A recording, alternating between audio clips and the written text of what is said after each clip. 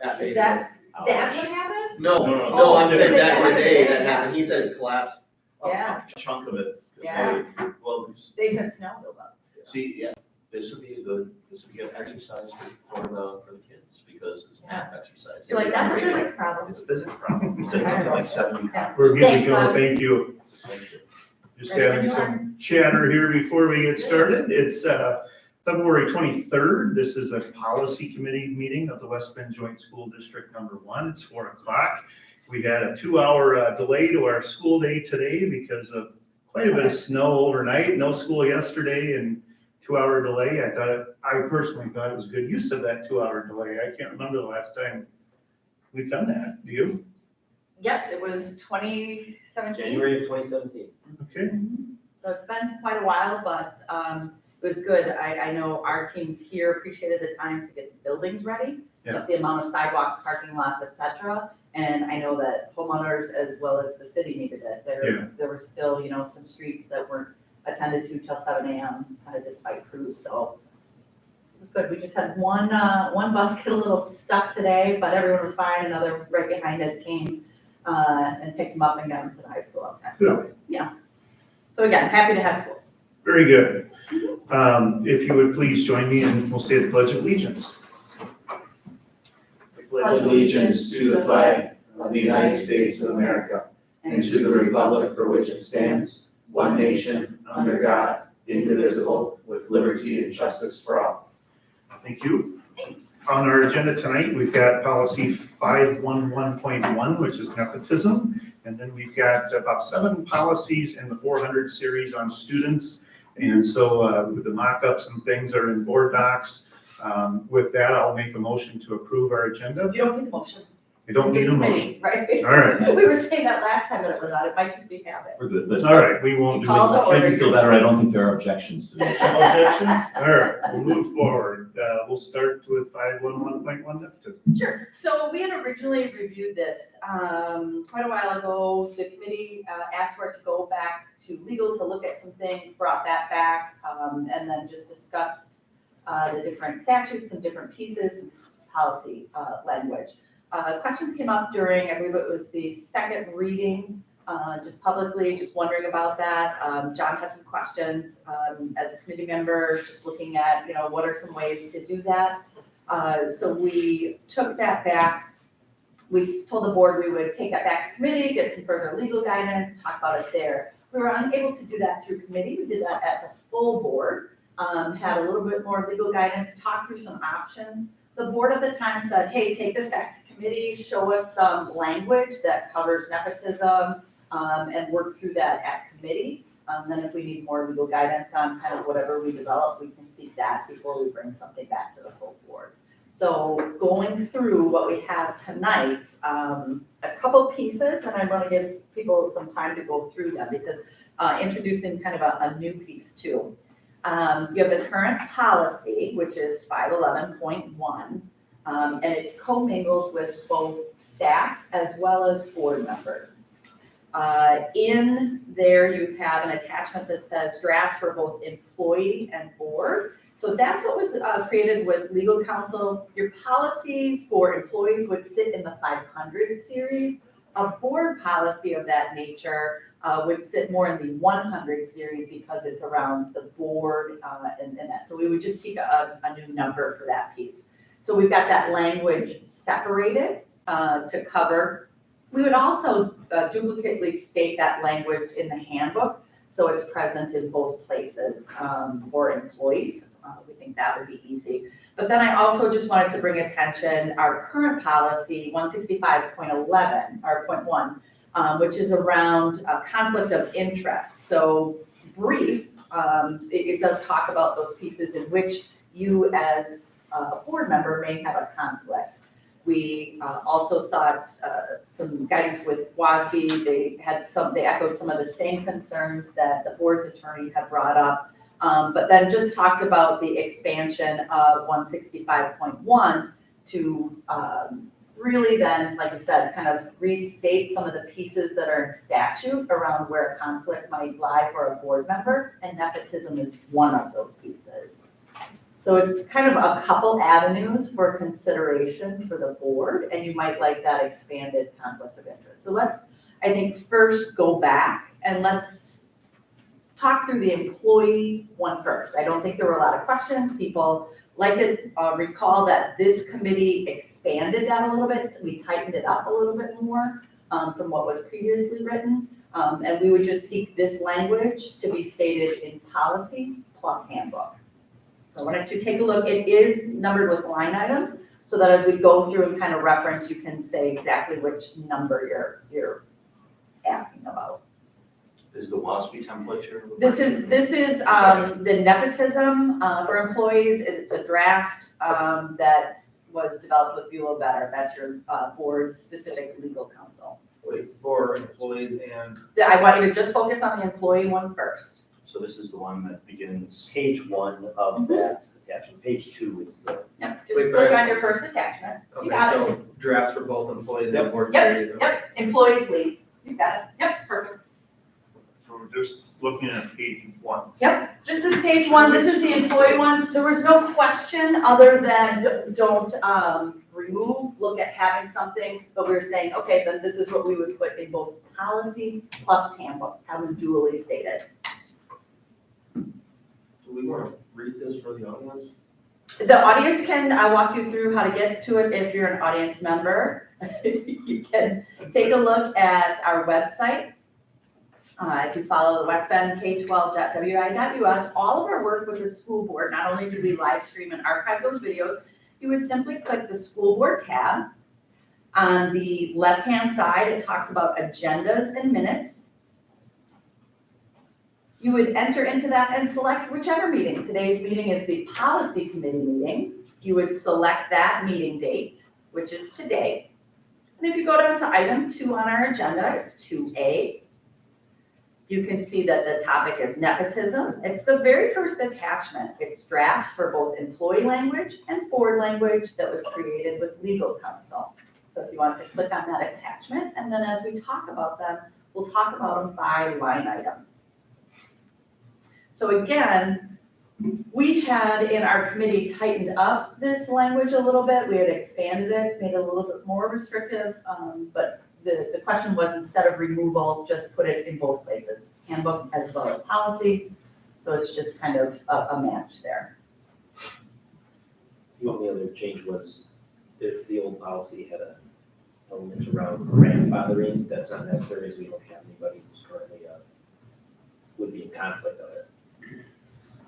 Do we ask a question on our employment application? Do you have a family member who works here? Yes. Yes, we do. So the line, I guess it starts with line 17 at the end, as early in the hiring process as possible, and to the degree such disclosure is permitted under the law, the applicant will be required to formally disclose whether or not he or she has a family member employed by the district or serving on the board. So we would know that at time of application. Correct.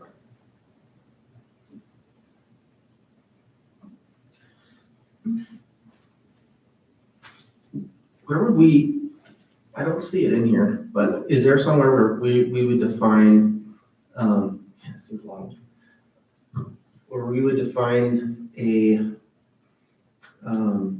I guess, a conflict of interest between an employee and, between the employee and the district that has an open position, or maybe that's the wrong word, So are you? some kind of conflict or even a disciplinary action if somebody in the district was to, because I mean, administration, higher ups are gonna know that there's job openings earlier than would go to the public. How are we gonna determine if somebody, because in that case, it would be, I would consider that a nepotism issue. Sure, so let's talk about the hiring process. So we use WECAN, I forget what it stands for, Wisconsin Education or Employment. Educational Career Access Network. Right, so even if we're aware and we talk about a staffing plan and it looks like, oh, we'll need something or we're adding something, we talk about it at a board meeting, or yep, someone knows like Susie's gonna retire at the end of the year and maybe we know that, but that position's not posted. Doesn't matter who knows when, the position has to be applied for through that platform. It opens to all candidates at the same time. There is no partial kind of thing. The only time that you would have any kind of preferential in a hiring is if it's something open to an internal, already employed applicant first, and we're looking at a transfer situation. But anytime you're looking at a new person, it all goes to that same platform. There's no early access, and there's no skipping any component or any piece like that. And it's in that very first phase, that application right on there, that disclosure comes. Good questions though about the hiring end of it. Yeah, so human resources will not process a hire that doesn't go through each step. And there's multiple steps that have to be followed. We verify that the references were done. We verify that all the different contingency communication takes place beforehand. We will not push anything through that doesn't go through each step of that process. Or even people who circumvent, even though it's pretty clear on like HR websites, it's like, hey, go to this portal, do this, but they might, send you the letter as like, oh, superintendent, I'm interested in applying for this. Thanks for your interest, go apply using that portal. It is how we respond to those things. So that would be any principal, anyone, no one has access to that position. So it's not an open portal. HR opens it up to those who were going to be part of the screening or hiring process.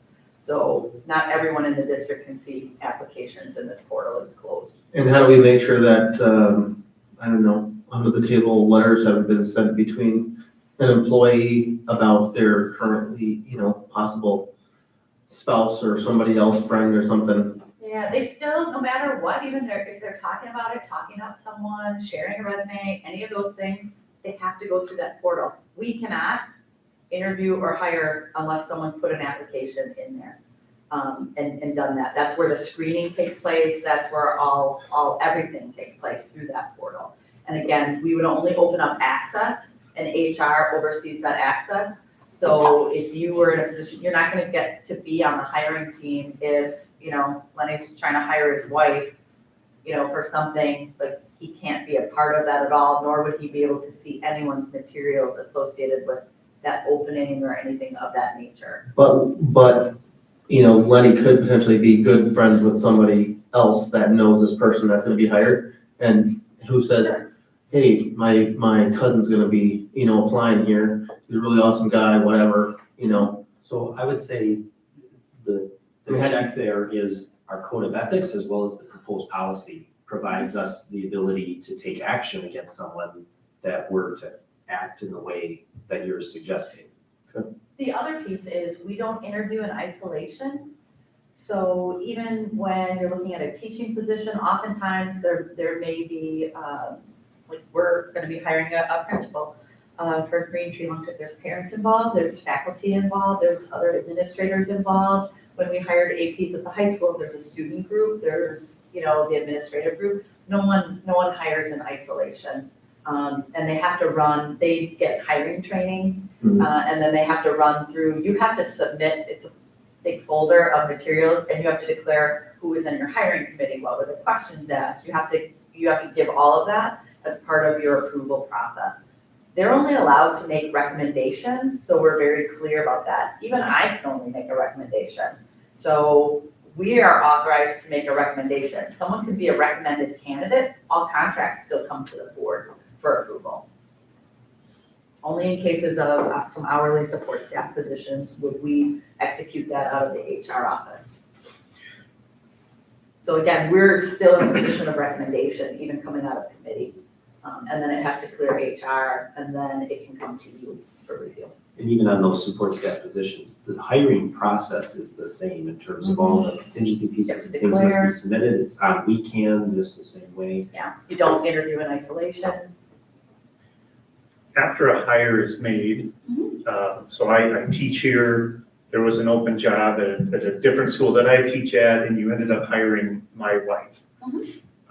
If there were 5 other applicants, do you have, I guess, record, would it be subject to open records even, if a member of the public wanted to see who were those 4 other applicants? What kind of background did they have? What notes do you have from their interviews? In other words, why did you make that decision? So typically, and this is one where you get legal counsel, this question has come up, just around what is open record, and we'd like to know. Generally, you would consider that to not be subject to a release, as it would have a chilling effect on future candidates. That's a very broad summary. Sure. Right. Of Okay. what legal would They would go suggest. through that, and then certain pieces would be deemed part of hiring. Yep. And not, so people could make the request, we'd vet that legally and say, okay, these pieces. So most times, people wanna know, was there a healthy applicant pool for something? Did you open the job, right? Did you open the job to the public? Yes. Did you know, how many applicants did you have, and who was selected? And then we talk about the strengths of the selection, or we might talk about that interview process. Especially, it's very common in administrative positions. When you're hiring a principal, we would talk about, there was this large in the pool, we had student group, we had parent group, we had this group, and, this was the process wise, but. If a person is hired and now they're an employee, now you're doing this different analysis of personnel records. But in terms of just all the people that applied, it would echo what we said earlier. Okay, and so that would be coming, that request may come from a community member. How about after the fact, and it's a board member who says, I see that you're putting this contract on the agenda for approval. There were 4 other applicants. You're selecting, Mrs. So Zweigert for this job. Can you tell me about the other 4 candidates? Was Mrs. Zweigert by far above and beyond better than the other 4? yeah, you don't want to do that in those pieces, but I would recommend then if the board wanted to see an expansion on some of those materials, you would attach the resume of the one person who was selected, and include that, speak to their merits, for that position, but then, again, that same generality of all of those things. And there's certain positions, like you're gonna be involved in the selection of superintendent, you're gonna know all those pieces of that, but it would be, you wouldn't wanna be dissecting a selection because all your work is open like that, you don't want to do that in that arena. Sure. I think the idea of a separate nepotism policy for employees makes sense. I think you talked earlier about the idea that this would appear in the employee handbook, which I think is a good idea because I'm not sure necessarily that a first-year teacher is going to know to look up a nepotism issue in board policy. So we want to give a reasonable chance to employees to actually be able to find this thing. So. Well, and we, like you said, checks and balances, when you're onboarding, it's declared, you're having a discussion, those kinds of things. There seem to be, like you said, a lot more checks and balances in the procedures process. And again, our language that we had talked about was tightening that up just a smidge than what was previously stated.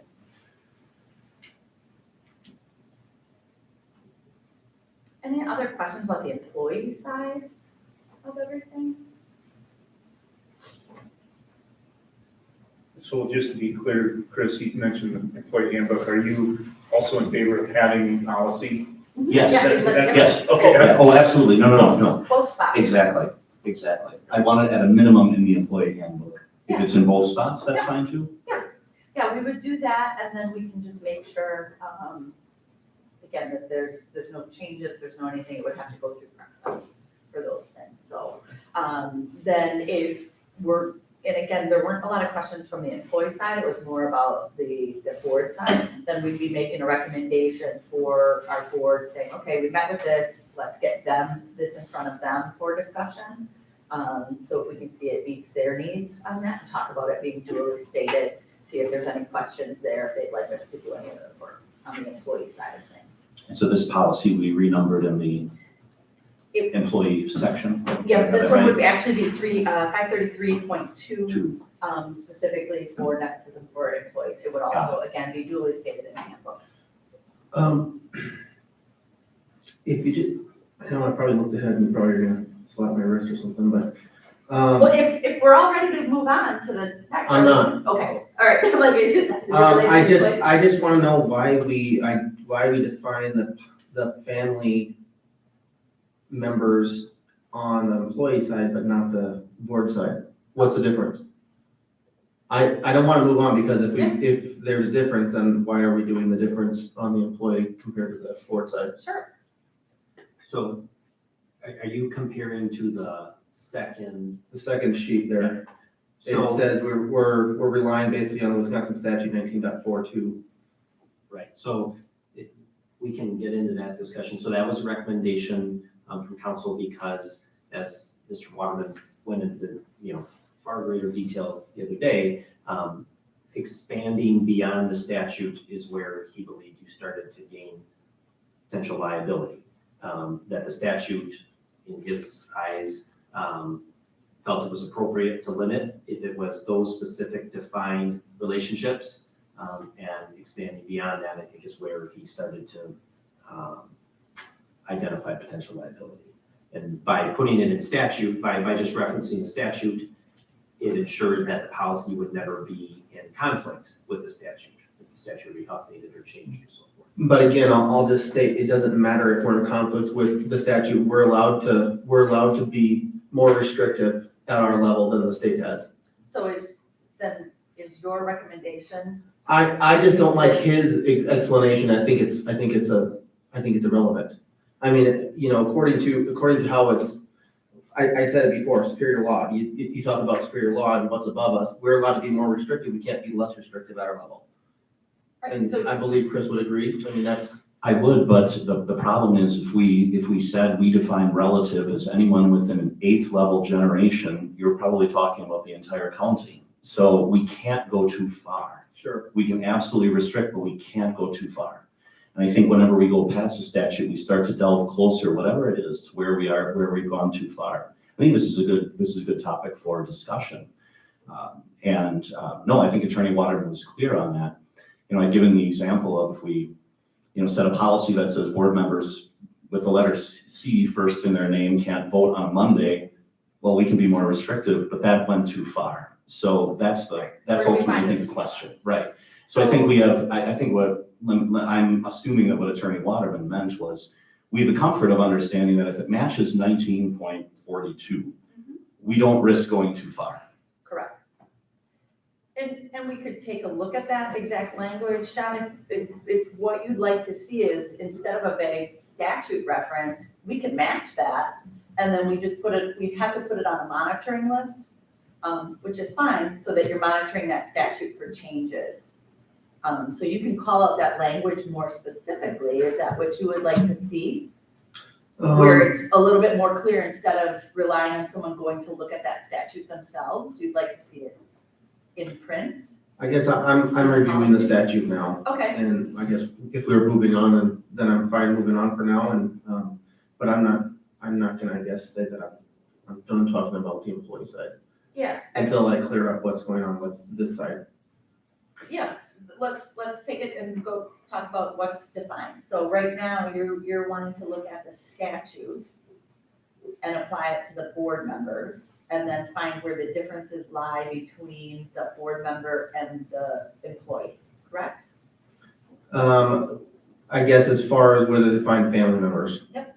That's where we kind of left off Sure. there. So I'm looking through it now, and that statute is obviously, Yep. is not just, Well, It's 7A, Let it, yeah, 1942 7A. do, if you've got that up, I think we've got that up, do you want to read exactly the Would you like me to wording? read it? Sure, otherwise Lenny's got it too, whichever you prefer. All right, we're talking about statute 19.42 7A.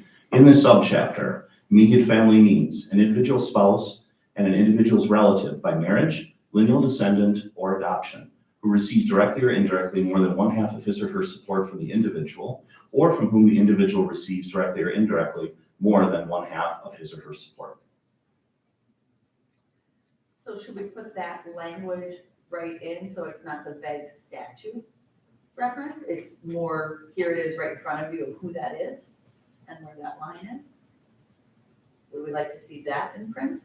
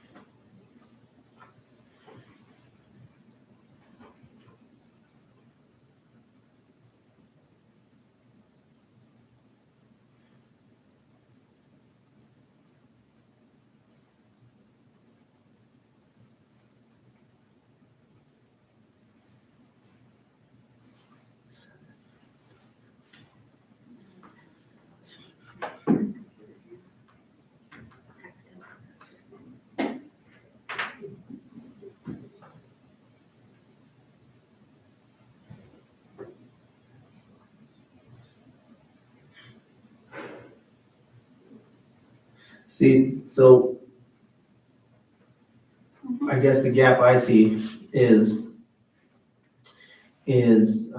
where you have in-laws. Sure.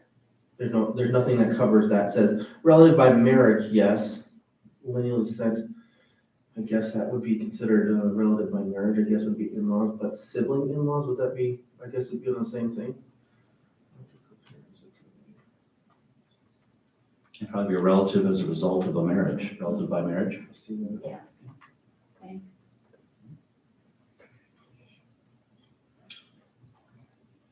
So.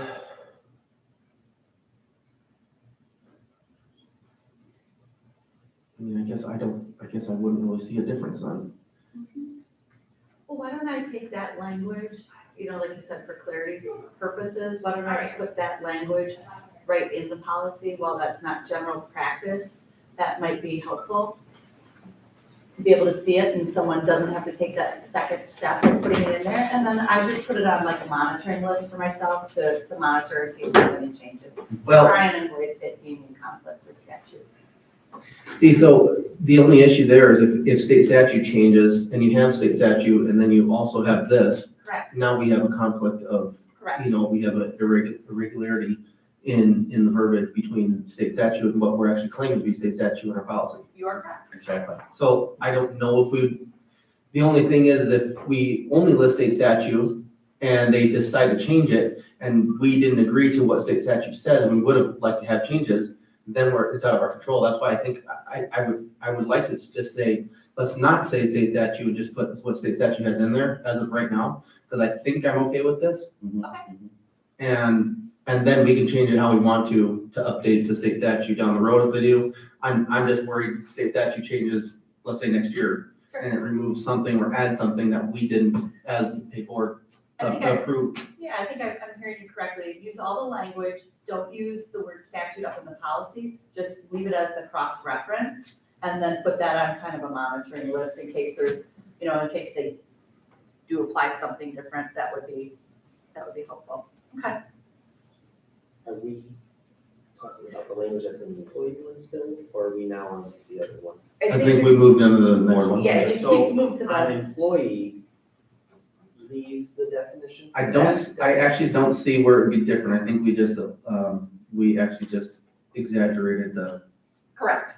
because essentially all of these things would be covered under what state statute says. I'm not a legal expert, but it all looks like it would be covered.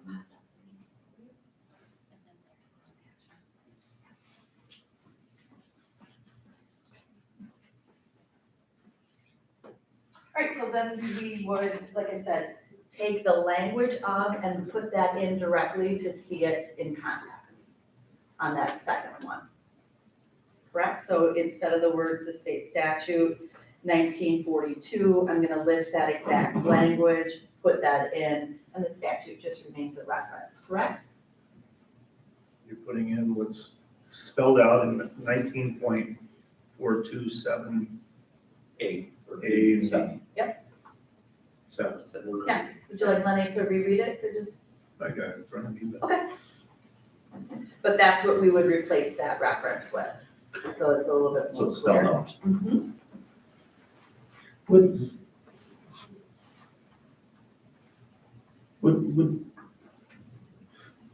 nothing was covering cousins. In Which In one the are we looking at? statute or? In the statute, am I not seeing it? I suppose it depends on how you define relative by marriage.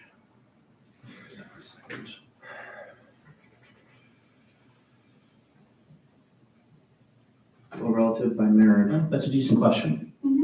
I mean, would that be covered under relative by marriage? So when you look at Wisconsin, there's a little bit of, it talks about kind of that nearest of kin and a second cousin, and so, that limitation of relative by marriage in that kind of immediate, instead of, as maybe Chris was saying, eighth cousin, fourth cousin, that kind of thing. Because you can get into that. Do we want to talk about relative by marriage, and then that would be those kind of first cousins, is that what you're seeking?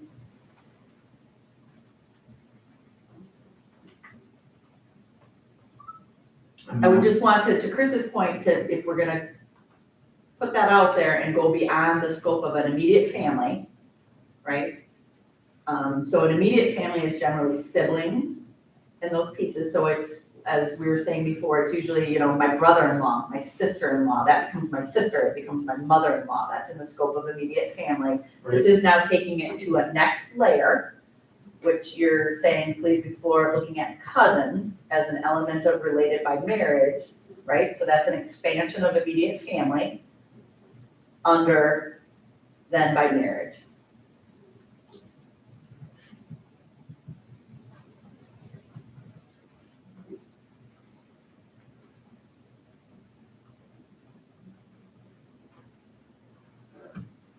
I mean,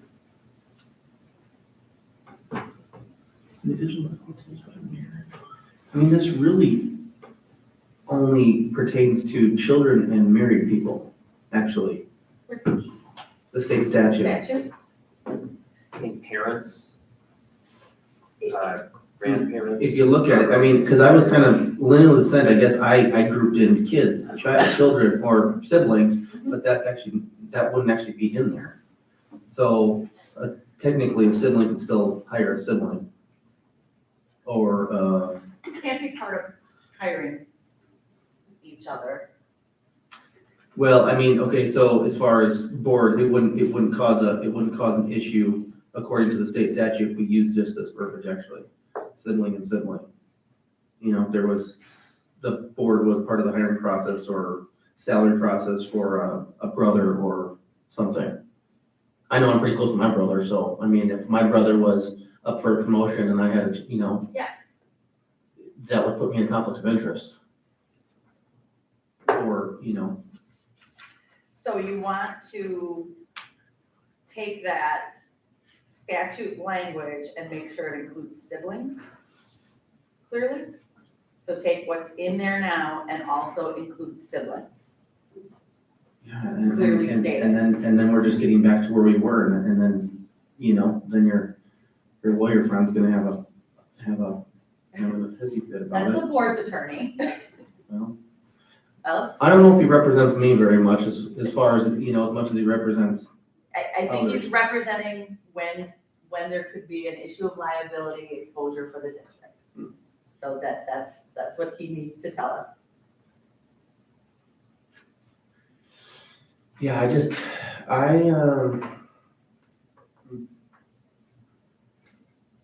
So what you're saying is, we want to avoid confusion around a sibling, right? So you want that so stated?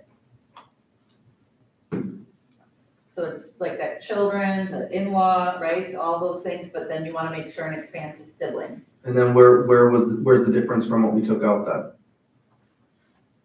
You know, are we just floating back to where we were? Are you now looking back at the employee one? No, or you're I'm saying saying- originally, you know, we haven't edited, this is what the Right, lawyer says we should go with. But, you know, if we're identifying gaps here and we keep pushing the needle back to fill those gaps, are we just getting it closer than what we already have? So my understanding is. And do we need a work brother or session for sister Is included in relative by marriage, just, you know, that would be covered under their What definition, brother or sister. would be covered Considered under, actually a relative by marriage.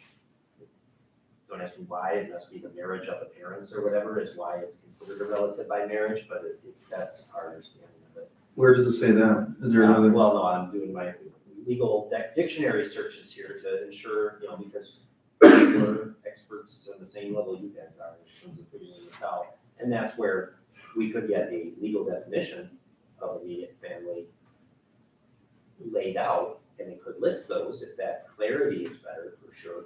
But my understanding, based on looking at a number of things here, is that brother or sister is considered relative by marriage.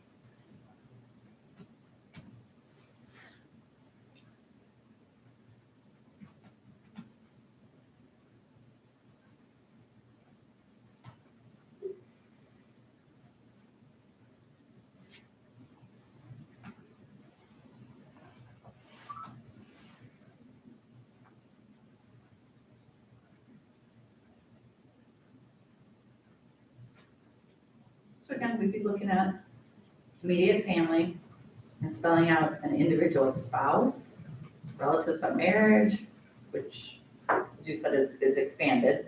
So we could maybe clarify, instead of saying the words relative by marriage, say who exactly those are. Is that what we're speaking? I'm reading legal definitions. That's okay. And again, we had talked with the attorney around, like, let us do a little legwork, and whatever we come up with, we'll have them vet again for us. So I'm sure that they'll vet it for us. So, Chris, could you just tell me what I'm looking at here? Am I even looking at anything that's, Say, look, John. Probably not. That's, yeah, that's an administrative code for, personnel management. chapter, Wisconsin legislative documents? That doesn't help me. I was hoping it was gonna be. So, and again, instead of trying to solve everything, what we can say is we're interested in really stating that in plain language instead of a policy reference. We wanted to provide clarity on some of the terms, including relative by marriage, who that would be specifically, right? And make sure it was legally defined in there. And those are the pieces that we're seeking, right? So that it's in and stated in plain language is the intent, correct? And that makes sense. We can bring back with just some clarity, like if we were to adopt this wording. Yeah, exactly. What's included in Who that? does that mean? Yep, exactly. Who does that mean? Okay, I would like that. all I right. would like that. Sure, Yep, that makes so- sense. Yep, we'll get that. Any other pieces of this, like I said, kind of expanding our general understanding of the who and really spelling out some of those terms, so they're not just the legal term, but it says it in plain language.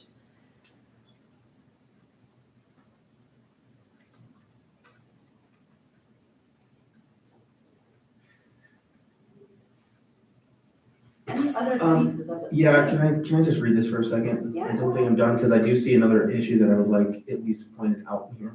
Yeah. Because we don't actually state, I mean, the first paragraph, the organization management and control of West Bend Joint District 1 is vested in the board accordingly in order to assist the board best to fully discharge its duties. It talks about board members may not make any decision directly impacting an immediate family member's employment status, including hiring, retention, promotion, evaluation, compensation, determination, or improperly try to influence others. I guess I would like at the end of that sentence, and must recuse themselves of conversation. Like, I think we need to lay it out, what the actual standard is for that process. You can't just assume somebody knows, I think, Kind of what expected I mean- practice would be. probably, I would assume most people haven't even heard of the word recuse most of the time in their life. Okay, hopefully they pay attention when I onboard them on these pieces. We also then go over the 100 series together whenever a board is seated. So we do some individual onboarding, and then we do that together as a team too, so that we have shared understanding and talk about those pieces. And we may want to delve into a little bit some of the other samples that I've brought regarding conflict of interest. Because I think nepotism is a piece that could represent a conflict of interest. I think that's a really good point. I think sometimes, we often think of nepotism and conflict of interest as synonymous, and it's kind of the Venn diagram of the world that you have conflicts of interest, including things like, oh, Joel might be voting on a contract to purchase a Caterpillar tractor for the school. Well, that has nothing to do with nepotism, but that clearly is a conflict of interest, or could be a conflict of interest. No offense, Joel, but nepotism kind of falls in that smaller Venn diagram circle. So it is important that we talk about both. Why don't we, kind of in that interest, John, and might spell out, that might be a better avenue. Let's take a look at those pieces and then we'll circle back. So by no means done with this, but let's look at, again, for anyone following along, we have, and I won't belabor the point, we have a very brief conflict of interest policy right now, 165.1 on the books. It just kind of really takes high level. If you look at the WASB template, again, we consulted with both the Boards Legal Counsel as well as the Wisconsin Association of School Board Legal Counsel. They do have a template that they provided to us for a more robust conflict of interest policy, and nepotism is a part of that. So why don't we as a team take a look at that? Because it gets into contracts, it gets into hiring, it gets into all those expectations. I mean, I know it's expanded beyond the scope of kind of the nepotism conversation, but I think it's relevant.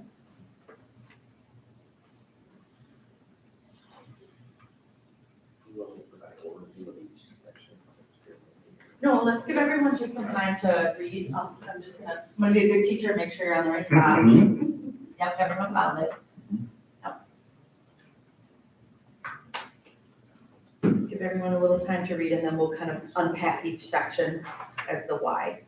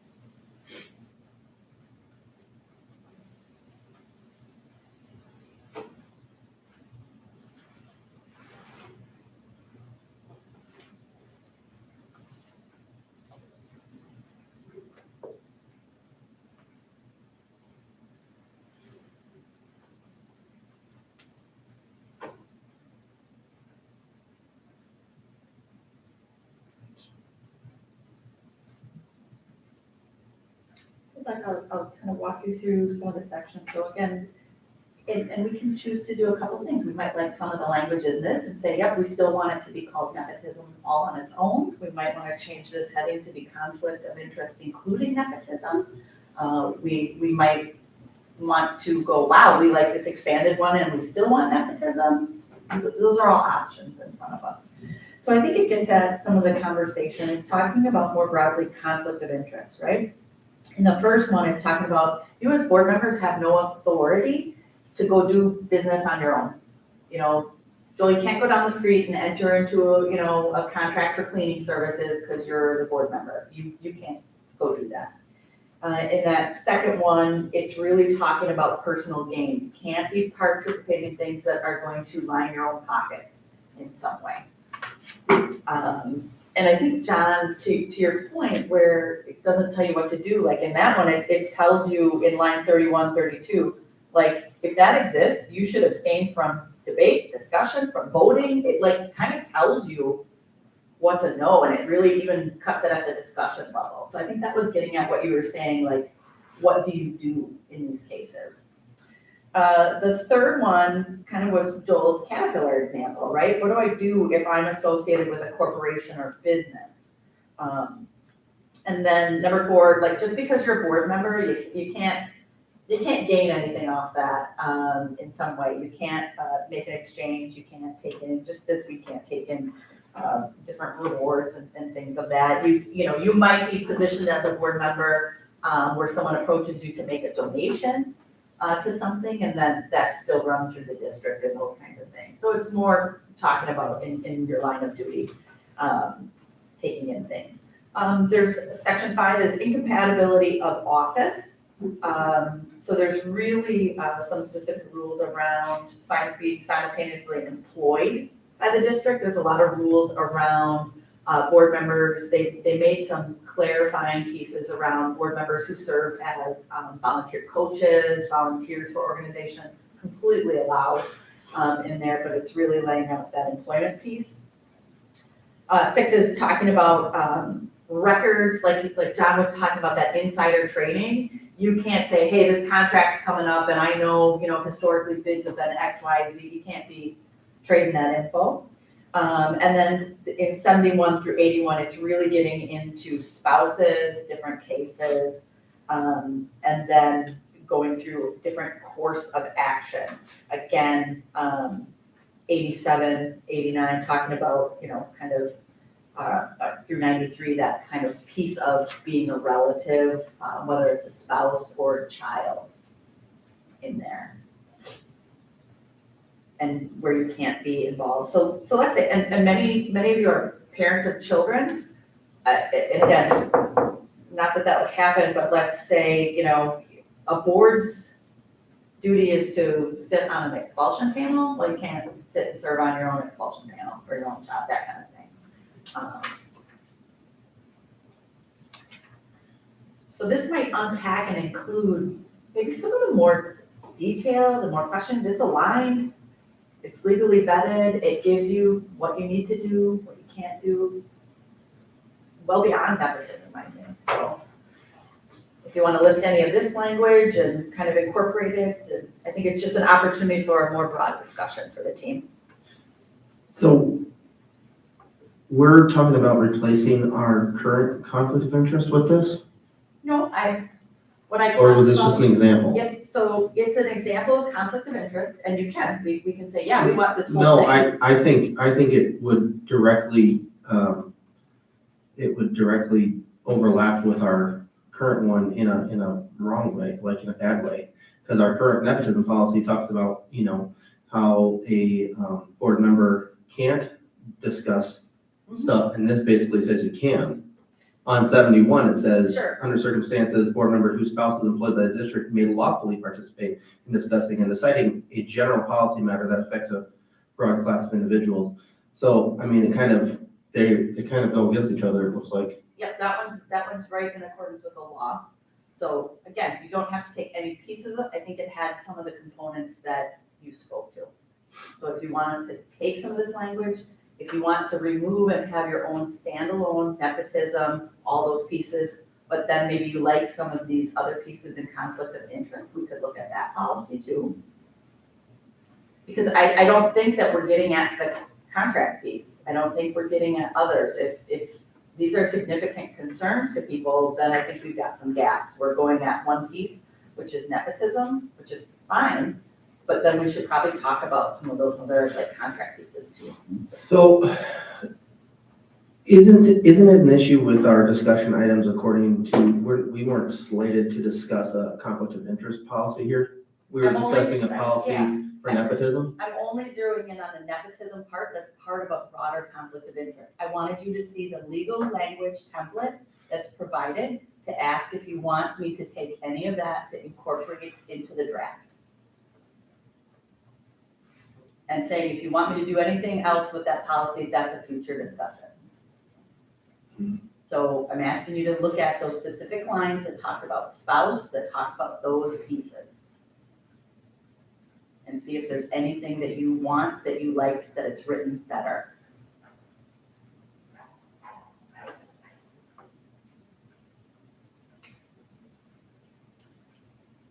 Let's talk about that line 71 that John had pointed out, the notwithstanding the prohibitions identified above. I think you had commented that's a statement that is compliant with the status of the law. Correct. And that was the pieces that we talked about, and that gets back to John's point. We can write layers of law, right? We can be more restrictive, we can do those pieces. We have to find the sweet spot. If we want to be more restrictive on the nepotism pieces, just fine. Like we said, we can write things, but we have to find that kind of nexus of where we can do that and it's defensible, so that we're not opening up that liability. And I think that's what our attorney was trying to say, like, here's some pieces where it kind of gets where you're starting to open up the door. But if those things are important to the team, we can talk about it and just say, all right, here's the concept that we really want. How do we do it so that we're legally defensible? Because it's never come up, we've never tried to enforce this before. And so we've not had to deal with it. So I just want to make sure that we're in a position where we're legally defensible. But have we not had to deal with it because we've had a policy that's in place that kind of defines if you're even eligible to not participate in a board activity like this? I mean, you know, some of the policy would basically, if somebody says, am I even eligible to run? And they were to look at that policy, is, oh, I have a spouse, I have a teacher that's my wife is in the district, that really wouldn't be a good spot for me to be in. I can't step into who's eligible to run. That's governed by someone else, and I can't say yes or no to that to someone. So, And I don't think we should try to say yeah. who, because that, you know, I think to John's point, try and make the language really clear so someone could read that and say, yes or no, it's worth it to me to throw my hat in the ring for something. Because we don't have that authority to determine who runs the electorate. So by that, let's take it to the extreme. What if you were married to somebody and they decided to run on the board? Sure. I'm your one employee, that's a direct conflict. One of us has got to quit. So, He either can't run or I quit immediately because I am your one employee that you supervise. so that would basically say that they were not eligible to run though, you know, You can run. according to that. I just have to quit. Right, but there's somebody, you're basically saying somebody can't do something, a job like that. No different than what I see here is, you know, what would go with conflict of interest or nepotism issues. You know, if you got, a spouse, it's a hard subject, I get it. I mean, because what are you gonna, but most of the job is talking about teacher salary, teachers, you know, positions, what they're getting from, you know, contracts, stuff like that, and how do you do that on any kind of level where there's possibly, you know, an idea of, this will help my spouse over there, even, you know, and this conflict of interest really doesn't lay that out. It really goes against it's the opposite of what the nepotism stuff is saying, because it's saying that they are with it, lawfully participate in discussion and deciding, I mean, that's how I read it. That's absolutely fine with us. I would be remiss if I didn't bring you the other attorney piece. So then can we go back and center on the draft from our board legal counsel? Is everyone comfortable with that? Where's the go? Going back to the, Yep, going back to our original legal Make sure. counsel draft? Mhm. Perfect. All right, so go ahead. And we're gonna identify what immediate family Yep, and stands then for. let me recap where we're at. So we're looking at those pieces, everything would stay. There was a piece, you wanted to include, you talked about immediate family, that first paragraph, that last line. Instead of stating immediate family shall be defined per statute, we would say immediate family shall be defined by, and then we would ask the lawyer to make sure and interpret statements such as relative by marriage for us and put it in writing. And then also put in a line what the expectation is for a board member. I think in the example, John, where it had said in that conflict of interest, you know, should this exist, board members shall abstain, like like you said, people might not know what the word recuse means, all that. I think making that really clear, kind of what the expectation is, right?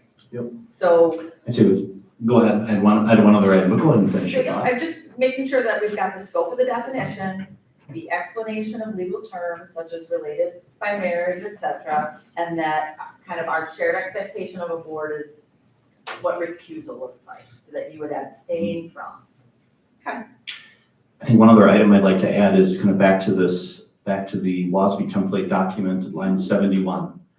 Better understanding of the legal source for, if we're getting an opinion that is the law, Yep. to understand that we address that correctly. Because to John's point, I think we need to understand, are we able to restrict a board member from lawfully participating and discussing a general policy matter that affects a broad class of individuals that would include the board member's spouse, such as a general employment policy decision that affects staff working conditions, and that does not affect the board member's spouse in a way that differs materially from the effect on most other employees. And I think what they're saying is when you have a relative like a spouse who's in kind of a class of individuals who's treated identically, it would suggest that may not be a conflict. So I think kind of visually, that one is giving you the scope of the law and what they can do, right? And then what we've talked about is how do we keep the more narrow scope that's in our policy, and where's the line of legality or liability for that? Where we clearly say it, we talk about what our expectation is. And he did talk about our legal counsel the other day, kind of what authority you have over each other. You don't have positional authority in those pieces. So I think to your point, what then do you get to do to each other if you don't follow that expectation? I think that should be part of that discussion if that's not followed. Because again, you're not the boss of each other. So if someone chooses to go against kind of that expressed, shared, like this is what we believe should happen, I think we should probably delve back into that a little bit too. Like, so then what happens? What's that? And while I think, John, you brought it up, while we don't need it in policy necessarily, we should probably have a shared understanding of what that is and have some legal guidance so that part of at least the onboarding process, we talk about that. So that as I'm working with someone, as we talk as a team to onboard, we're like, you know what? We're here to hold each other accountable for these things. And if this is viable, here's what's gonna happen. We're gonna kind of have a discussion, we're gonna do those. So I think I would kind of add that, whether or not that goes into policy language. I think we said at our previous discussion, it might not be necessary, but I think we should just delve into it as part of onboarding. Okay. Anything else that anyone would like to see explored or in print? One other item, wondering with regard to the board member piece, says the policy shall be subject to and superseded by any and all applicable federal and state laws and regulations. Totally support that. Yeah. Maybe you can ask counsel about, what about these things called ethics opinions, which Sure. directly interpret this? And I believe you could say it's a quasi-regulation, but the point is, I think we should just clarify and understand as a board, either they're in or they're out. Sure. I don't know that we have a choice. I think they're in because they serve as the law. So we may as well make that clear. So that there's, essentially, it's, yes, that Yeah. is correct. A case law. Okay, so the impact of case law And ethics opinions. and ethics opinions. Okay.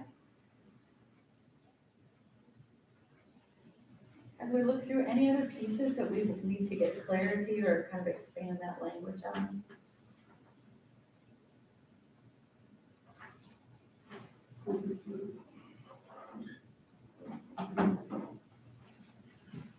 I'm sure I'll have more questions. That's okay. And you don't have to come up with every question right now either. I think we could easily, because the full board's been invested in this, we could easily bring it back as just another discussion item with the full board. Kind of like, hey, we've taken a first pass. Here's the things that we laid out, and bring that back for everyone to take a look at. Because again, it certainly risen to kind of full board discussion. So I will mock up all these pieces that we've talked about. Any other questions? I think I have a clear idea of what you're seeking clarity, you're seeking what pieces could circumvent our own policy, to look for those, that might create loopholes somewhere on us, so that we can kind of close those up and run with what we want to. So if I mean, obviously, we're not done with this, but if there was an employee in the district and a board member, you know, I mean, has that happened before? Sure, I don't know I necessarily here. I don't vaguely have- remember hearing a story of a board member that got up and walked off the board, Oh, yeah, Joel, I think relayed Because that of at our first conversation. the policy originally. I mean, it sounded kind of like a hissy fit to me, but, I don't know, I wasn't part of that. I know that given the state of Wisconsin, 421 districts, there's certainly circumstances in which people are related to people within the organization. but very, very near future, there's a potential there's gonna be that scenario here. There could be. So I just, And I think we have to be careful that decision is up to the voters.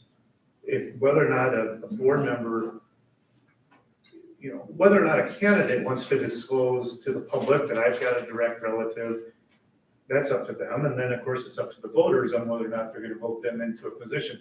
And I say that because we can't have a policy that prevents an individual from running for public office. That, if that happens, then the individual turns around and sues the school district because they have a right to run for office.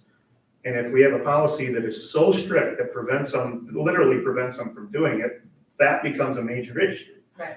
I think our place then is to write the policy in clear language so that people understand the expectation of the board when we function. Should that be the case, this is how we expect you to function. and I would also, I would refute that and say, I don't think we should remove a policy to allow a certain circumstance like that. No. In the timing that we're doing it is kind of weird. Yeah. Absolutely. And there's obviously options, you know, if there's a direct conflict of interest or something against the policy, then either one of them has the option to make their own decision if you either want to resign or not run. And I don't think we've had like I said, it sounded like there was an issue with a board member and possibly an employee, and that board member got up and resigned immediately.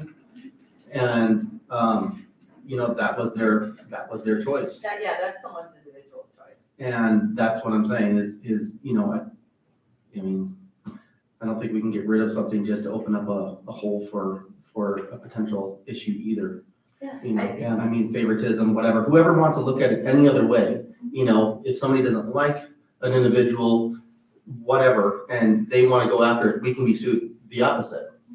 So it's, you know, Yeah, like you said, kind of either side of the coin, finding where the loopholes are and using some language to tighten that up. So it's getting closer to our shared expectation of governance for our board. No, I think just kind of distilling these two viewpoints, I mean, I agree. I can't see any way, shape, or form we could pass any policy whatsoever that would stop anyone from running for the school board. For instance, Yeah, even the if. election, they would determine eligibility Right. through Absolutely, election integrity is a little bit bigger than me. right. What that school board member ultimately takes action on. Correct. That's correct. Mhm. Just want to be sure we're on the same Yeah. page there, That's what- because we, Obviously, That's It's how we back to need to the write this, so policy, correct. anyone can pick it up and read it and interpret and understand.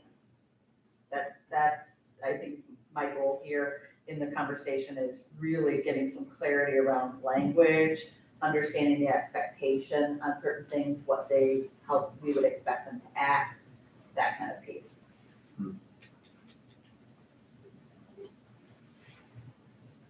Yeah, and then to Chris's point, exploring the ethics opinions, the case law and all that, and how that might create a loophole against what our wishes are. right.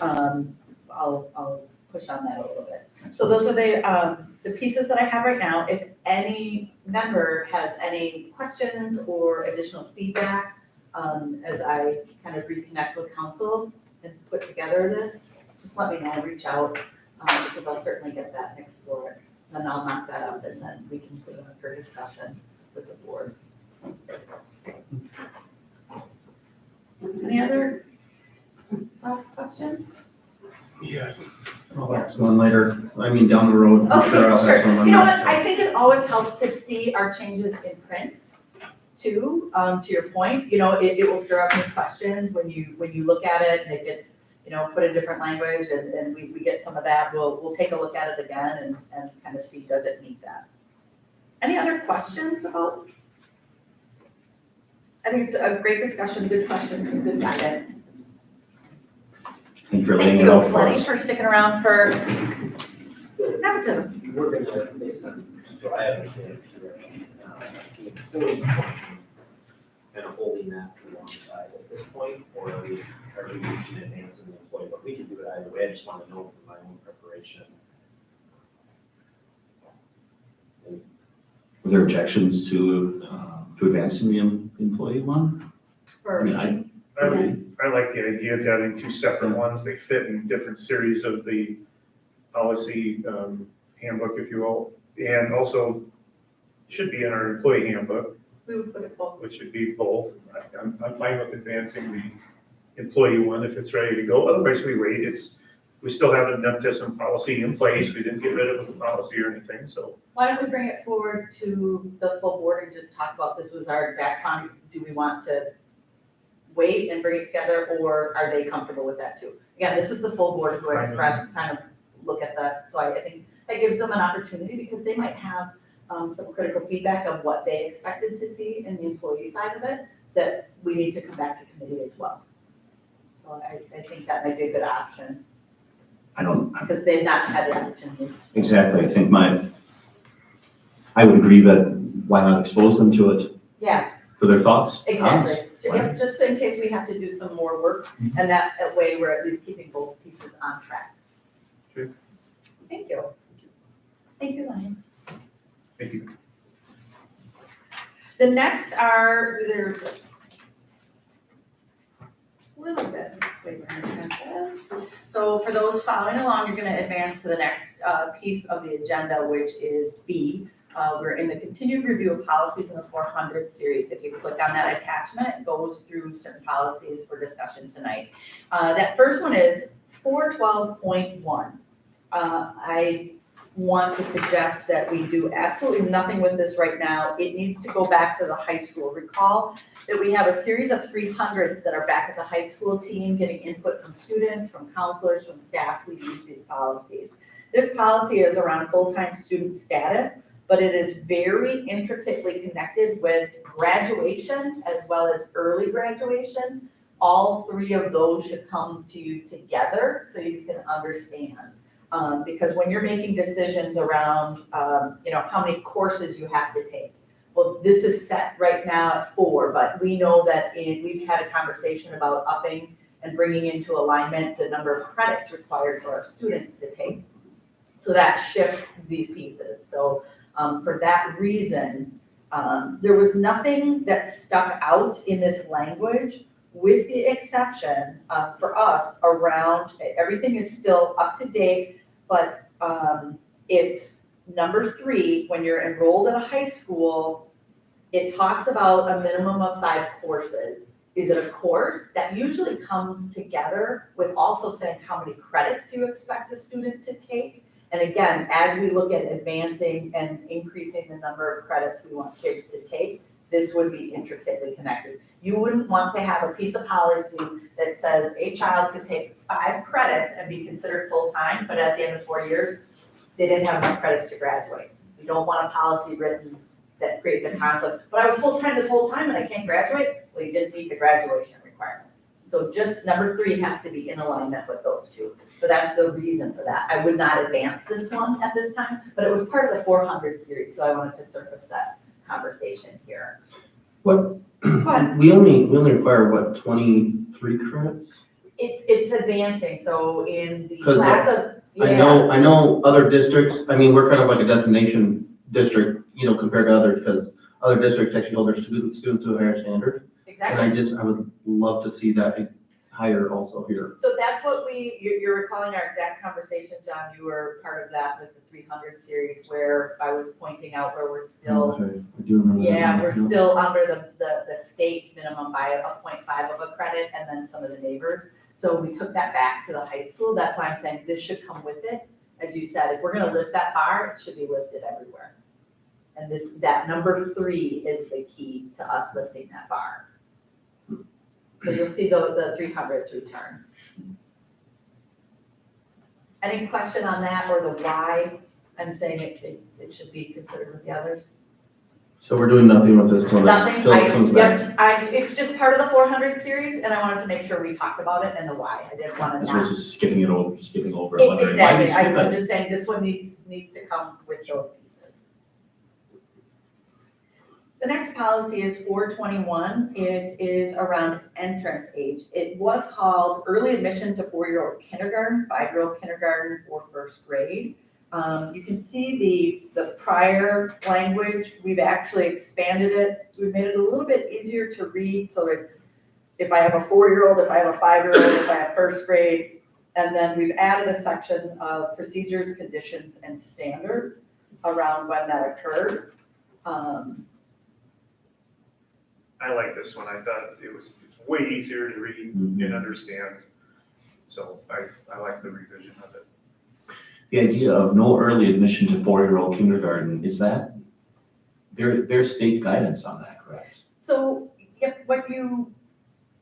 so a lot of times, I actually see it the opposite lately in my career. You see a lot of people, I call it red shirt in kindergarten. They want to delay a year a little bit, so you see it a little bit more. But they'll come in and talk about, oh, my child's already a reader, we should automatically advance. There's way too many other factors developmentally. We can meet the needs of a child in 4K who's already a reader and still continue. It's meeting kids where they're at, pushing it forward. So you generally don't accelerate or look at it earlier than that. We start serving 3-year-olds when there's significant needs, there's an individualized education plan in place, that kind of piece.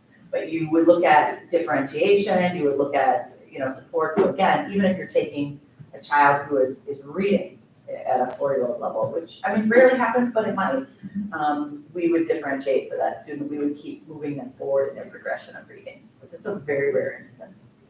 Because at that age, I was just looking at the statutory reference. That's not just that 4-year-old threshold. Being 4 years old, that particular threshold is not unique to the district. There's actually state statute that says it. So, okay. And then what's changed too is they made some clearer language around first grade. So usually you always saw on the books just some policy around like kindergarten and when you start kindergarten.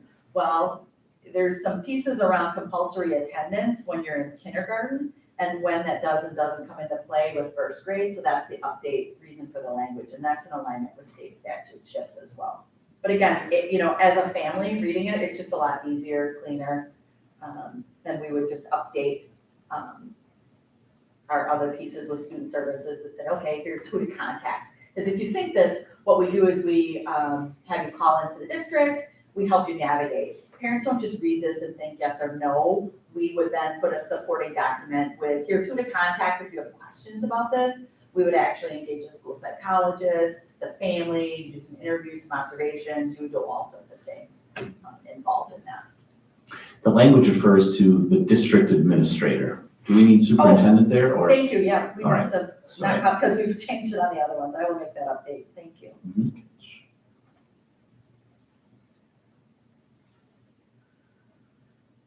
So the next one talks about first grade. So. That would be a removal. So the first grade one is nested now in one comprehensive policy. It's no longer needed. It's now covered in 421. You would want to look at removal of that. Makes sense.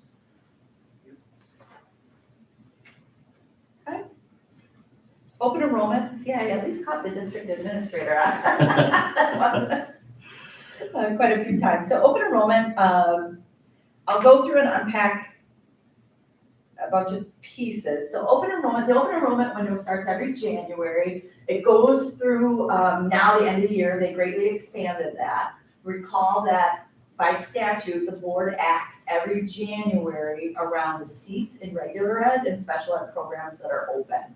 So this talks about that process a little bit. Space calculations are covered in this. No changes there. And again, this is open enrollment, meaning a student who is a non-resident. So that talks about those pieces. And every family has the opportunity for choice in the state of Wisconsin. You can go online into the portal through DPI and make a couple selections for a non-resident school district, and it's all space permitting. John, question? Yeah, I'm going backwards here, That's okay. because I was just comparing where we're any gaps where, and I mean, the first grade one, Sure. the one that we combined, Mhm. now doesn't really talk about, unless I'm missing it.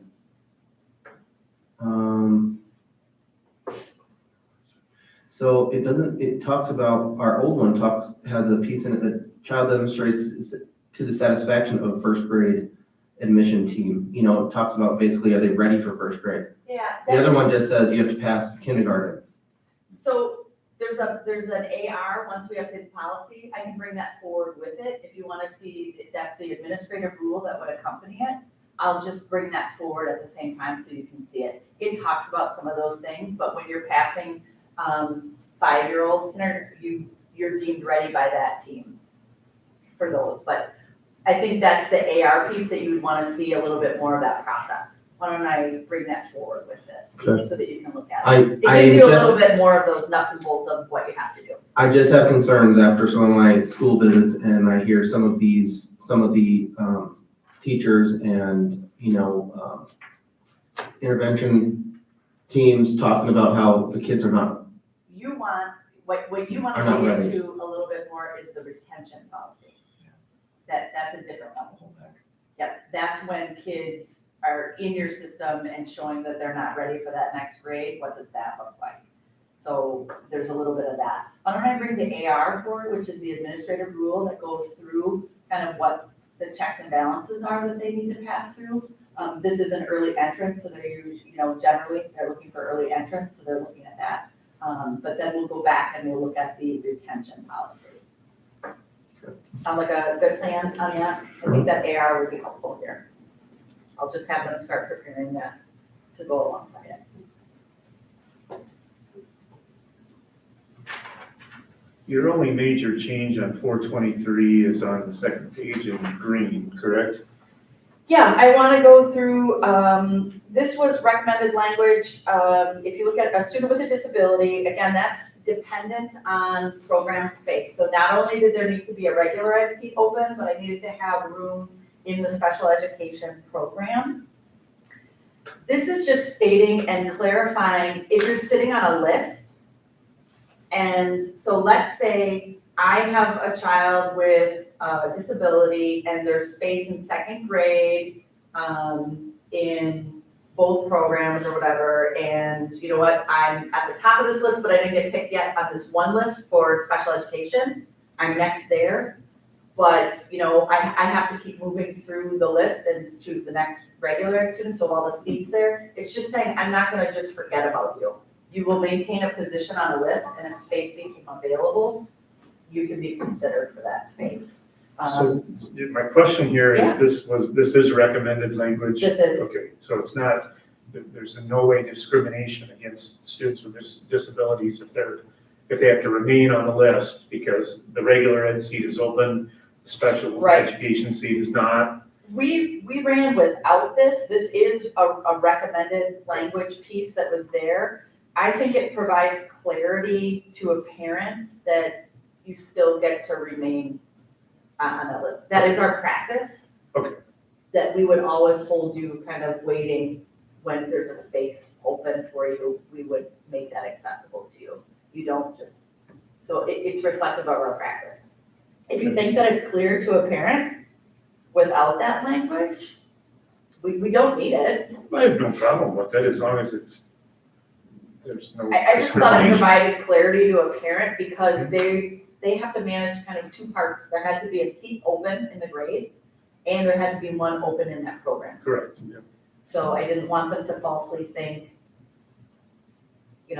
if we had space in one, or sometimes you might run into a situation with a caseload of special ed where I have a seat open in a 2-3 caseload, but in the regular ed seats, there wasn't a seat there. I think it's no, see, look at the list open, this doesn't work, kind of thing. Just a little clarity on the parent then. And then in F, so it was 4F, limited exception, the language in parentheses was missing. So this is a situation where a student's application is initially rejected due to a pending disciplinary matter. So this is already our language. But I thought that we should consider including as a result of a revocation of initial acceptance. So I think that loophole is a parent could say, well, you didn't reject my application, you actually initially accepted it, and now I should be considered again. So to me, I see. yeah, so Yeah, to got it. me, it closed a loophole Yeah. that might have existed. Again, haven't been challenged, but I just thought it provided clarity, because there may be some cases where you initially accept, we're doing a little bit more due diligence, and You find then you're having to reject for discipline reasons, program reasons, you know, there's a lot of different things that could happen here. So I thought that language closed that loophole for a family. That language makes sense. Any questions from anyone else on that?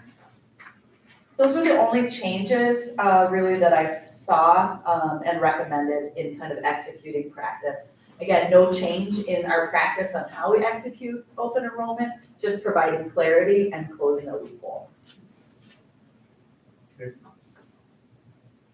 Any questions or any comments from anyone on that one? Okay. 426, homeless education, if you're thinking, hey, didn't we just do that? We did. 411.2, we updated, it's now comprehensive and includes enrollment as well as the education program. Everything's covered. Having something in policy is a required recommended piece. We've got that covered with 411.2. This is no longer needed. I did not see 426. It was right What after, page was it? Page 10? yeah, right after the enrollment one. That enrollment one got a little lengthy. I got lost. Again, it's homeless education program, it's 426, recommending removal because we've updated 411.2 to contain the information needed around serving homeless youth.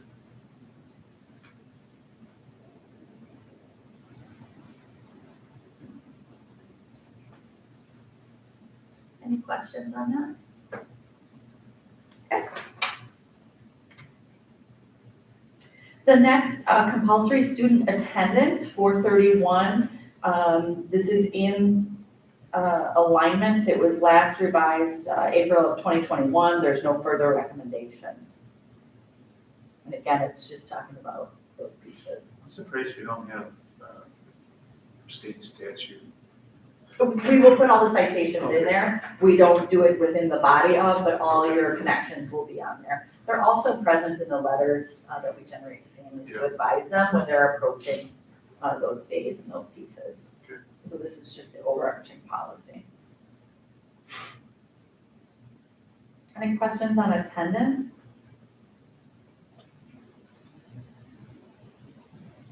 Okay, then that will just be considered a review. I'd like to have some discussion around 432 school attendance area. We have it a little bit easier than most in that we have one intermediate school, one middle school, and there's kind of no choice there. All the black is the current language.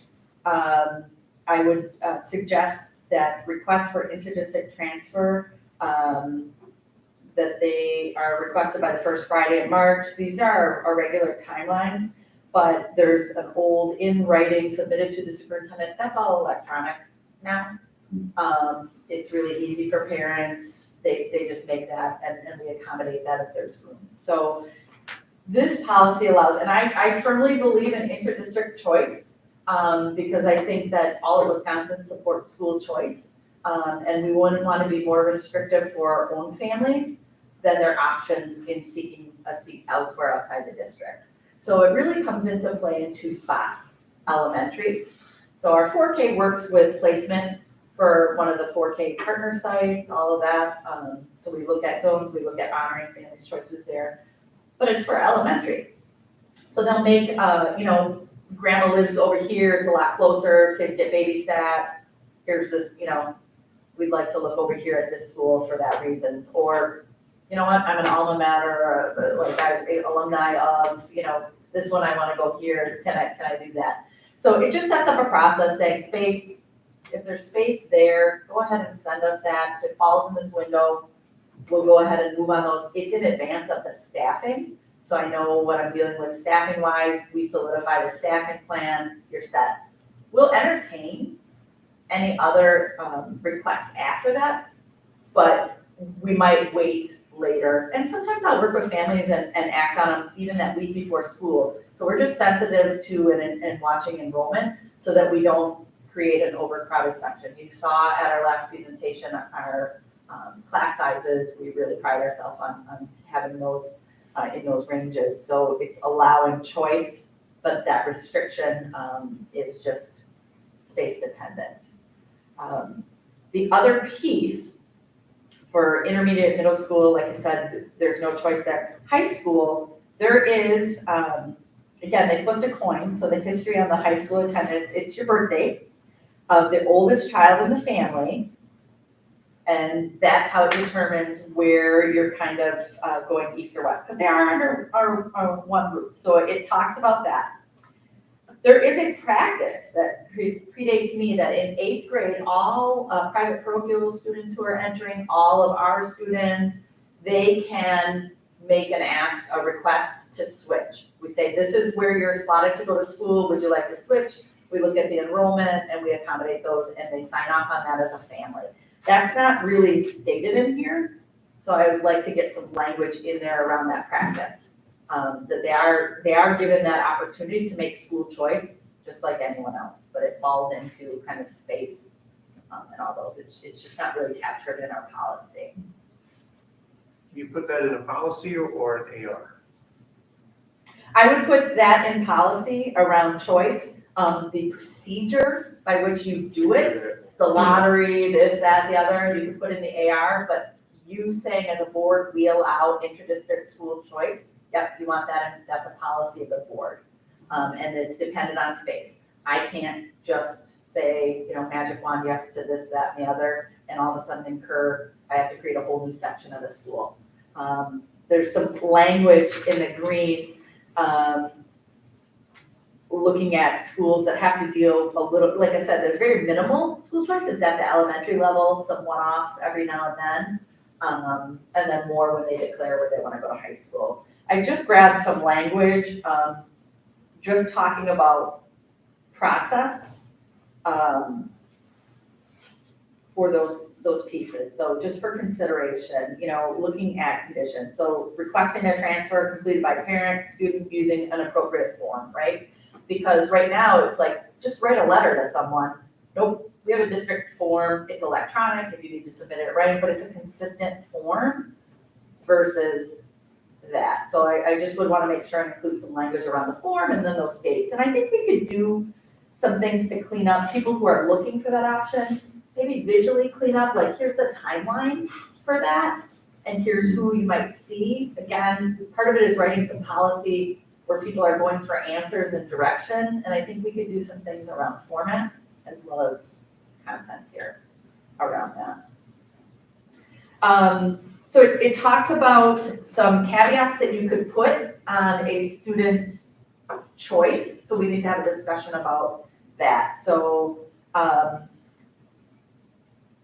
do you want, this is a decision point, do you want school choice to be, we have a window for it and it's first come, first serve, or it's, we will entertain applications in this period and it's an automatic lottery? What do you mean by automatic lottery? So is it dependent on, John Donaldson he's waiting for, 3, 2, 1. one and clicking the button on his submit and he's first in, so I automatically go first come, first serve for the seats that are available? Or is it a window, like more like open enrollment, where it's a window where we accept them and then I apply a lottery process? And then outside that window, we could make that like the short run, like those who are interested, January it's first come, first serve, then we could stage it, then after that it's lottery, depending on space. But that's a big decision point. Just the high school? Nope, I'm just talking inter-district transfer, that's your elementaries and your high schools. So let's talk pros, cons. I suppose pro of, I click the button and I'm in, I get an instant answer, I know, go ahead. No, you don't Okay, get all an right. instant Please walk answer. me through that. Yep, you're not automatic because it's still space dependent. Mhm. Think of the elementary situation. You know, just because you said I want Green Tree, doesn't mean I'm gonna give you Green Tree. Now, I can work with you too, because maybe you're like, oh, I'm just looking to get closer to a babysitter. Oh, I don't have seats there, I have seats here, you know, to offer you in this grade too. So sometimes you're working with a family around that, but Yeah, I guess I would just be, how are you gonna regulate if it is a lottery that's, you know, so we can't, if somebody wants to play favorites. oh, I'll tell you how we do the lottery, because we have to do it by the book for open enrollment. So what you do is, I would take in during, I would put everyone into a spreadsheet, I would look at and say, how many kids do I have? I go to a random number generator and say, I have 77 applications, I have this, and it's gonna tell you where to pluck from. I keep that as record, so I print that out, I show that as record, this is how it was generated. I usually do that with a team of people so that it's not an individual, and then we print that random number generator out as evidence for each grade level and label it and say, this is how that was generated and here's the how and why. Now, but then you talk about working individually with families, you know, maybe you got a single parent that my babysitter is right there and I have to drop them off. This is how it works for my work. Would we open up a few spots for that and hold them off to the side for specific issues like that? You can create preference structures in there, or do we just make sure and really, to me, we would want to go into overdrive to communicate this to families around this opportunity that exists, you know, for them and say, hey, here's this, and get it in.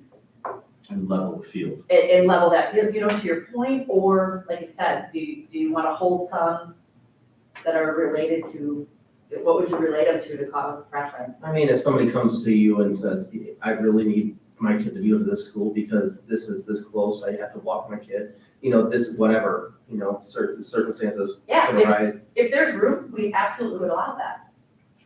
I mean, in the lower grades, it's easier to fill those things, right? It's very easy because, again, we have pretty stable enrollment here in our community.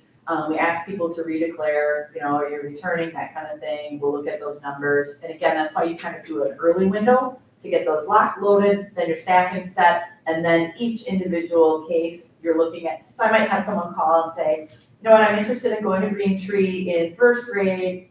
You know what, I don't have any seats available, but if you're looking to go outside your attendance area school, I have these seats open and these other two, would you like one of those? We try and work through those situations. They're looking for choice. But you may want to look at, what gives you preference in open enrollment is a sibling situation. So let's say you've got a blended family and you want to try and align those siblings. Generally, you're dealing with custody that is situated across two homes, so they could claim either attendance for that purpose, for enrollment, but, so I, like I said, unless there's a child care piece, really. So I guess that makes two questions on the table, right? Do you want first come, first serve, which is what it's been?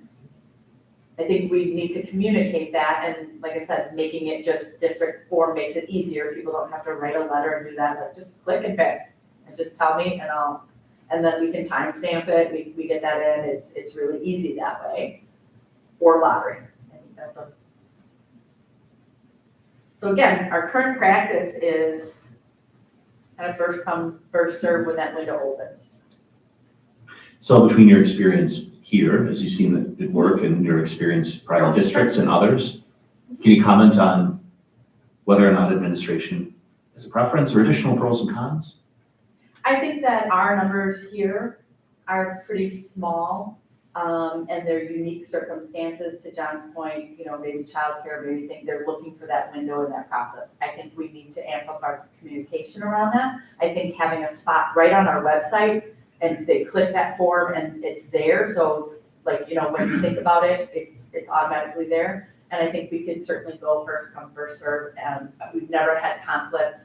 When we do have one where we can't honor their choice because of seats, we work with them and offer whatever seats we have available to see if we can't work with them. Or we'll say, we'll certainly hold you on a wait list, I'll call you the night before if you want, that kind of thing, and do that. So I don't think that's been problematic here because of the volume that we've received.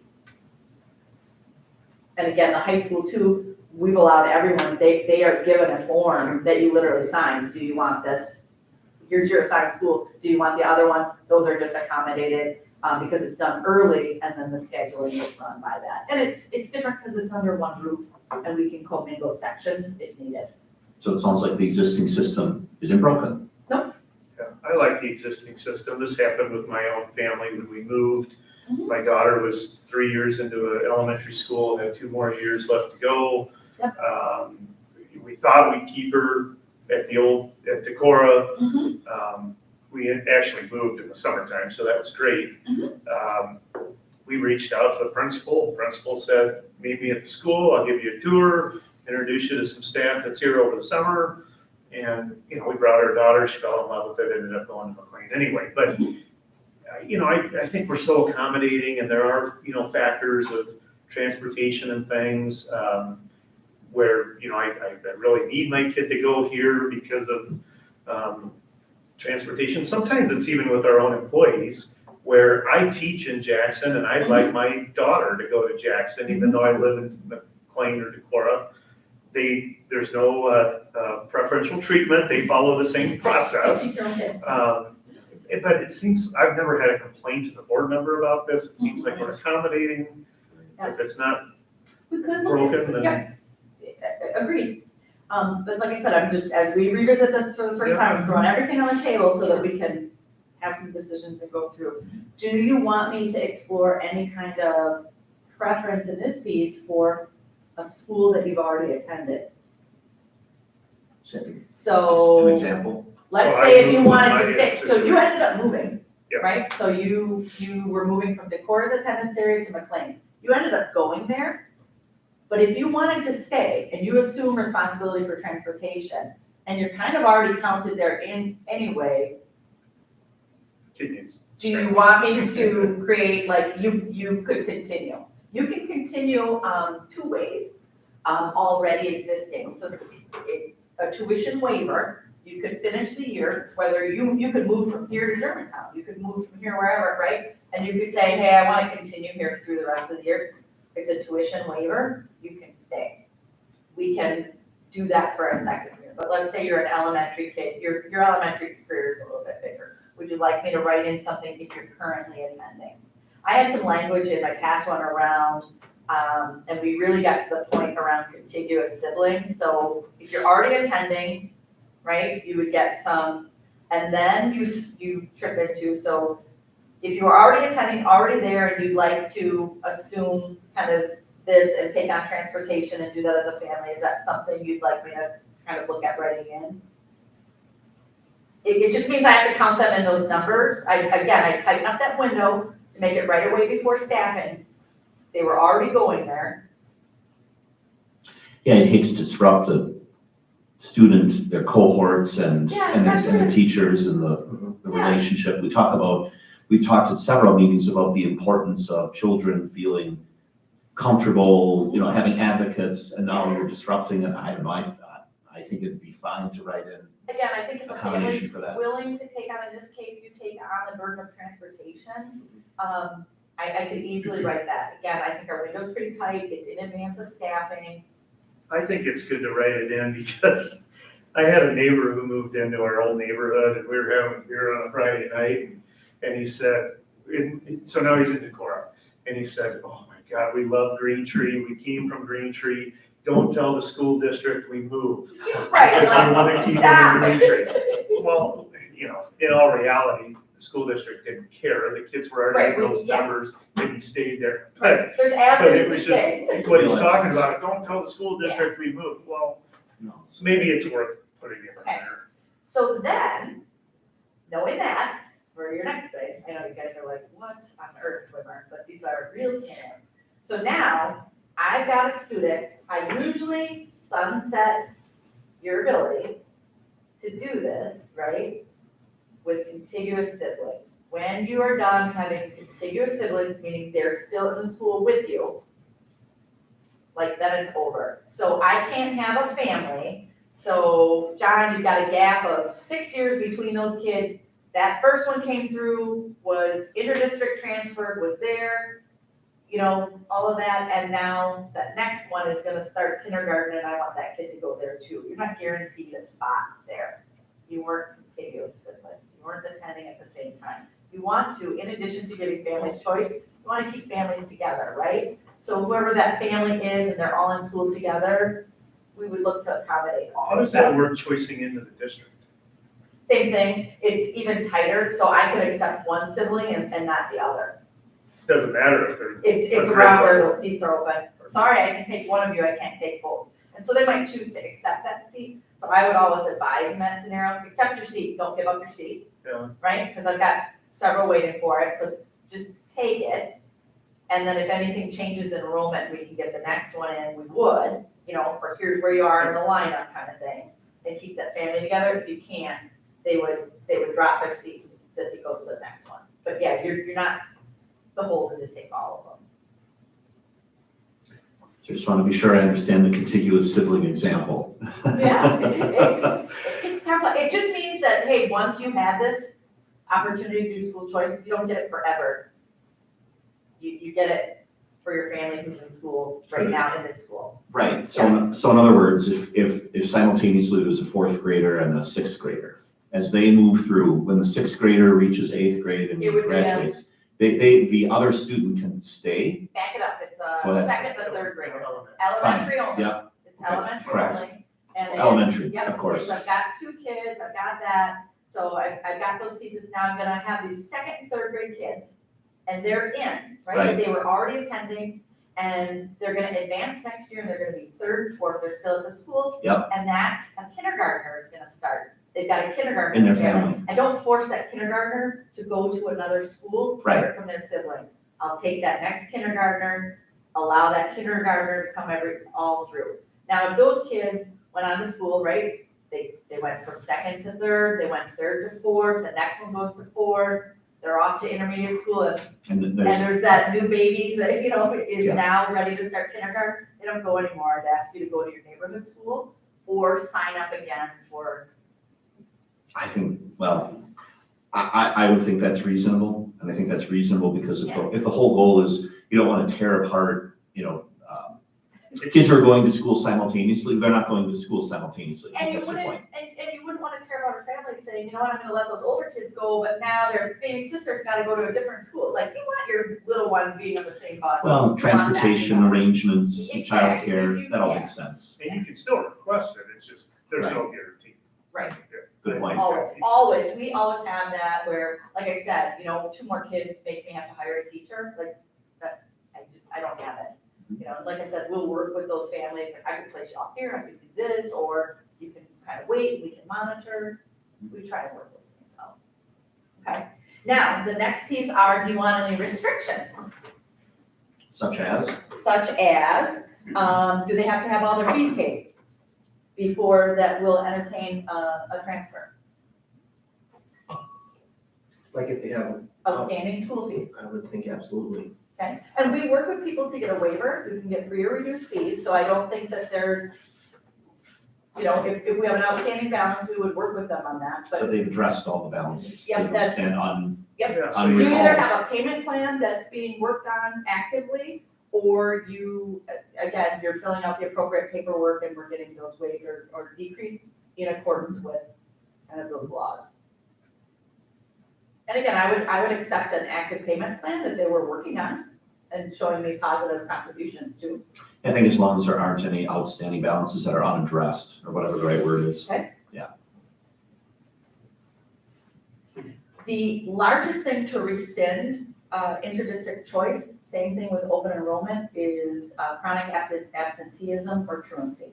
I agree with So again, especially in the case where families are taking on the burden of transportation, these are little kids, right? So it's not like the high schooler isn't getting up and getting to school and all that. This is a family kind of struggling to meet that obligation of getting their kids on time. I would keep that language around attendance. So,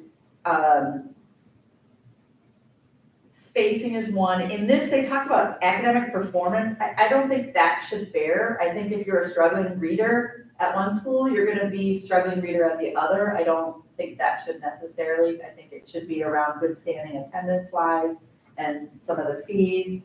There are pieces around behavior or discipline. Do we want those to come into play at any time in making kind of no, time to go back to your neighborhood school, things like that? Again, this is of the, that kid could have that behavior anywhere. Yeah, and sometimes maybe the change of scenery might actually help. Yeah. You know, I don't know if that's gonna really, So this is what's gonna very change with rare, that. but we do talk about a successful placement, and we would talk with a family. I've never had this here, but I have talked with families before around, this isn't successful. While you think maybe your child wanted this, perhaps this here would be better. I think we can navigate that without anything in policy around those pieces. And I would maintain a wait list for these. I think I'd make that really clear how I monitor and have a wait list for people, and follow the open enrollment rules around that. Those sunset after the second Monday or the third Monday, for enrollment purposes. I would just make that more transparent, that it isn't gonna be, you know, Chris asked during that window and there was no seat at that time. And he's like, okay, fine, I'm gonna go over here. And then Joel came in 2 weeks and we had this, you know, change and moving and he got a seat that you really wanted. I think I should just maintain a list and then alert people, hey, the seats become available and move through the list. And that, again, that mirrors open enrollment. Any other questions or things you would like me to add clarity? Those were my biggest pieces that I wanted to bring forward and bring some other sample. There was some limitations in this. Do you want any limitations on how many transfers someone can make? How many transfers? You mean school A to school B, school B to So, C, C to D? Yep. Really? Yep.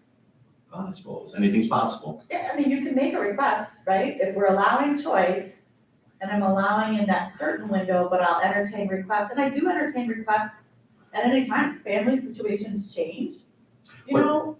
So I'd open that window, but On the one hand, that seems a bit perhaps disruptive to a child, but on the other hand, from the district's perspective, it can be.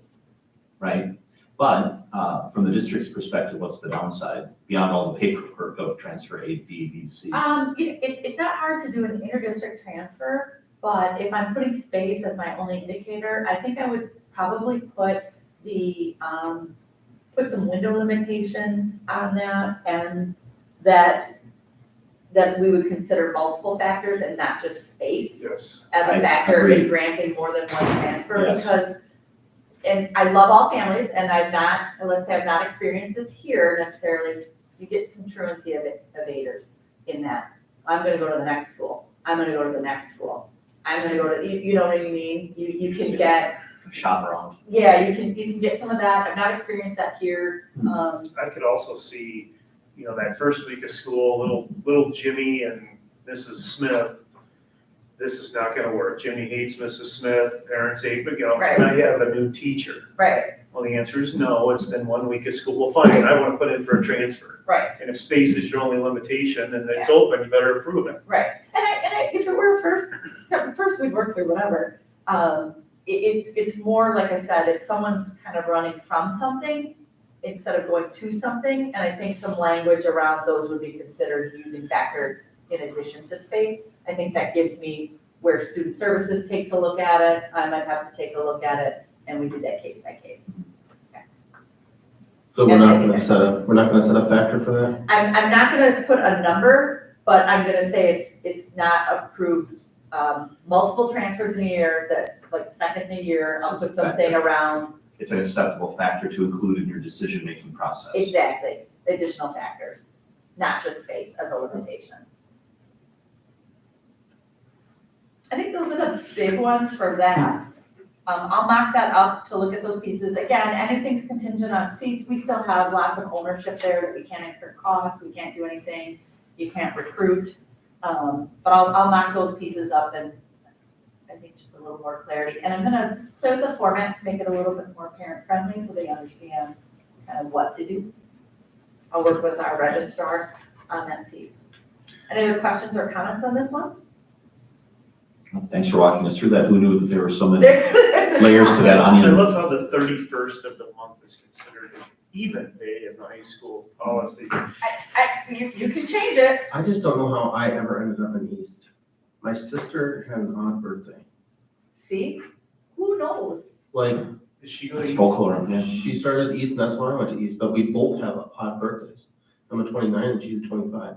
So it's just like, why did it ever start then? I don't Well- think there was like school preference I mean, choice. here's your shot, friends. Yeah, Would you like me to Well- strike the 3/31st? I think it's to That's to the, equalize, it's equalizing that calendar. I don't think it matters. I'm not saying that, it's just, it was odd that, You know what, Yeah, I know, here's the it's- thing, we allow every eighth grader choice, so I don't worry about this language. it resolves, Yeah. has Yeah. generally And I'll resolved add itself. that, like I said, we have this practice that's not stated here, and I think we'll put that in there, that in eighth grade, you can make that declaration, and you'll go from there. So I'm confident in that, so I'll knock that up. Sounds good. You almost have to, because what if every eighth grader got together and said, let's all write down, let's band together and we're all going to East next year? Well, they could. They could band together, but They then could. I have a lot of teachers that I have to transfer from west to east East. technically. But if you want to keep the schools somewhat even, They- you gotta have policy to rely on. They're somewhat what we allow nuances. They are not that far off. We'll look at gender, we'll look at enrollment, and they used to try, like, no, choice is a thing now. And I think we need to be supportive of families I agree. who want to make choice. I really do. At that nuance, they're under one roof. I'm not at risk of losing classes because of their choice, because in rare instances, to run a class, I can commingle. Staff can serve both schools, like, you know, their priority of scheduling is always keeping one school together and doing that. But when it comes down to creating opportunities for kids, we're not gonna let that be a barrier. So, perfect. Great. If you have any other thoughts in between, that, just reach out and, I will take care of those, but I'll knock those pieces up for us to look at. Thank you. Very good. All right. Good discussion tonight. Yeah. Anything else before we adjourn? I believe so. All right, we're adjourned. Thanks. Thank you. Like John can Thanks make for sure all I your do this right. I think it's just twice. Good night, John. you as well, Joel. Superintendent, I'm sure you are tired from an early morning of phone calls and